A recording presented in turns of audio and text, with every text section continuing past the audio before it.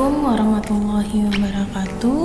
Kembali lagi bersama saya Ukhti Nuzul Kinanti Lubis, peserta Latsar Angkatan 6 Kelompok 4 tahun 2024 dari Universitas Malikus Saleh. Nah, pada kesempatan ini saya juga ingin menyampaikan dan bercerita tentang pengalaman saya selama mengikuti Latsar tahap Distance Learning Agenda 2, yaitu tentang nilai-nilai dasar berakhlak.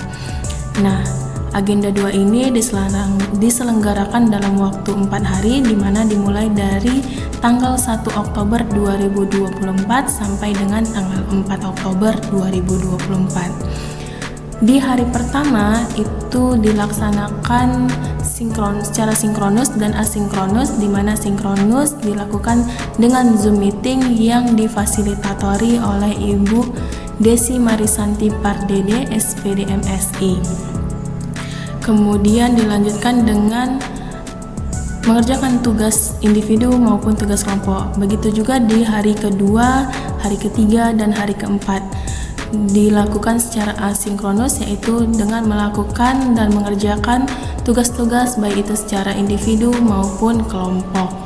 Nah, di hari keempat atau di hari terakhir Distance Learning Agenda 2 ini itu juga dilakukan secara sinkronus, yaitu melalui Zoom meeting, di mana juga materinya dipaparkan oleh Ibu Desi Marisanti Pardede, SPD MSI. Nah, penjelasan materi oleh beliau ini sangat menarik, detail, mudah dipahami, serta banyak contoh-contoh kasus yang diberikan atau dipaparkan oleh beliau. Kemudian ruang diskusinya juga terbuka lebar untuk para peserta Latsar. Nah, di agenda 2 ini kami mempelajari tentang nilai-nilai dasar berakhlak, di mana terdiri dari 7 nilai. Yang pertama yaitu adalah berorientasi pelayanan, yaitu berkomitmen untuk memberikan pelayanan prima demi kepuasan masyarakat. Dengan kode etik, yang pertama memahami dan memenuhi kebutuhan masyarakat, yang kedua ramah, cekatan, solutif, dan dapat diandalkan, dan yang ketiga yaitu melakukan perbaikan tiada henti. Contohnya yaitu menerapkan 5S, yaitu senyum, sapa, salam, sopan, santun ketika memasuki ruang kuliah dan memulai pembelajaran.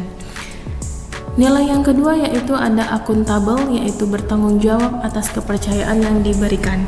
Dengan kode etik, yang pertama yaitu melakukan tugas dengan jujur, bertanggung jawab, cermat, disiplin, dan berintegritas tinggi. Yang kedua yaitu menggunakan barang dan kekayaan milik negara dengan bertanggung jawab, efektif, dan efisien. Dan yang ketiga, tidak menyalahgunakan wewenang jabatan. Contohnya yaitu disiplin melakukan pekerjaan dengan cara melakukan fingerprint setiap pagi dan sore hari sesuai dengan aturan yang berlaku. Yang ketiga itu ada nilai kompeten, yaitu terus belajar mengembangkan kapasitas. Dengan kode etik, yang pertama meningkatkan kompetensi diri untuk menjawab tantangan yang selalu berubah. Yang kedua yaitu membantu orang lain belajar, dan yang ketiga melaksanakan pekerjaan dengan kualitas terbaik. Contoh implementasinya yaitu selalu belajar membaca buku dan terus mengupgrade diri dengan mengikuti seminar, diskusi, dan melanjutkan ke jenjang yang lebih tinggi. Yang keempat yaitu ada harmonis, yaitu merupakan rasa saling peduli dan menghargai orang lain. Dengan kode etik, yang pertama menghargai setiap orang apapun latar belakangnya. Kemudian yang kedua, suka menolong orang lain, dan yang ketiga, membangun lingkungan kerja yang kondusif. Contoh implementasinya yaitu melakukan perkuliahan tanpa membeda-bedakan dan memandang latar belakang, baik itu suku, agama, ras, bahasa, budaya dari seluruh mahasiswa. Dan yang kelima ada nilai loyal, yaitu berdedikasi dan mengutamakan kepentingan bangsa dan negara.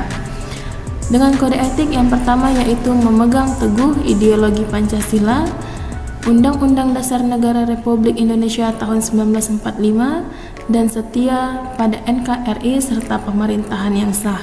Adalah menjaga nama baik sesama ASN, pimpinan, instansi, dan negara. Dan yang ketiga, menjaga rahasia jabatan dan negara.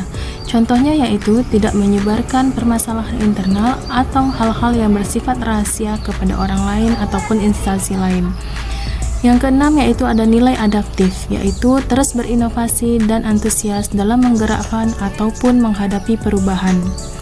Kode etiknya yang pertama yaitu cepat menyesuaikan diri menghadapi perubahan, dan yang kedua terus berinovasi dan mengembangkan kreativitas, dan yang ketiga bertindak proaktif.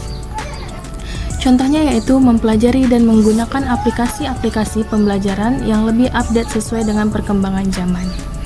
Dan yang terakhir yaitu adalah nilai kolaboratif, yaitu membangun kerjasama yang sinergis.